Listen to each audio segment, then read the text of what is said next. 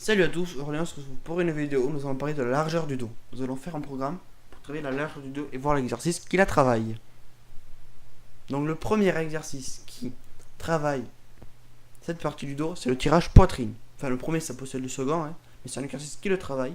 Il est mieux que le tirage nuque, parce que le tirage nuque a de véritables dangers pour les épaules et pour la colonne rotateur. Donc grâce à ça on peut éviter les blessures. Donc c'est mieux de prendre le tirage poitrine. Avec bien entendu une prise large. Donc bien entendu travailler la largeur du dos. Voire même travailler aussi un petit peu les bras. Et surtout, c'est l'un des meilleurs exercices pour développer le grand dorsal. Après peut-être le rowing qui lui travaille en épaisseur le dos. Donc rowing, épaisseur, tirage et traction pour la largeur.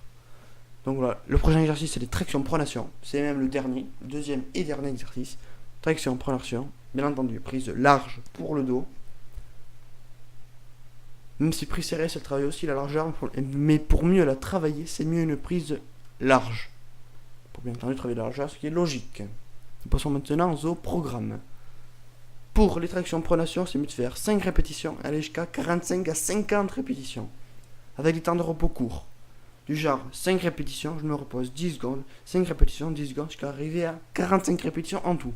Autrement dit, 9 à 10 séries. Si vous êtes jusqu'à 50. Après, si vous êtes plus faible, vous pouvez faire juste 3 séries. Ou par exemple, rajouter du temps de répétition. 3 reps, 20 secondes de repos. 3 reps, 20 secondes de repos. 3 reps, 30 secondes. Mais par contre, vous devez quand même tout le temps tenir. Par exemple, toujours faire 20 secondes, 20 secondes de repos, 20 secondes de repos. Vous pouvez faire 20, la 30, la 40, la 10. Non, toujours garder le même temps de repos entre chaque répétition. Le prochain exercice, comme vous le savez, c'est le tirage poitrine. Après, il n'y a pas non plus d'ordre à suivre. Vous pouvez commencer par le tirage poitrine. Mais moi, je préfère quand même commencer par les tractions pronation. Car je trouve que, étant en poids de corps, il faut quand même avoir un meilleur niveau. Parce que même le tirage poitrine peut le faire moins lourd. Et pour le tirage poitrine, je préfère quand même du 4x12. C'est très basique, je sais. Vous pouvez quand même faire du 4x10, 4x8 et 4x6. Moi, j'aime pas trop faire du 4x6, je trouve que c'est trop peu. Après, si vous aimez bien. Après, pour la largeur, c'est mieux de faire des répétitions longues. Par exemple, il faut quand même faire du 4x20 pour les tractions. Si vous arrivez à en faire, vous en faites 20. 4. Donc j'espère que cette vidéo vous a plu, que vous allez suivre le programme. N'oubliez pas de mettre un j'aime, de vous abonner.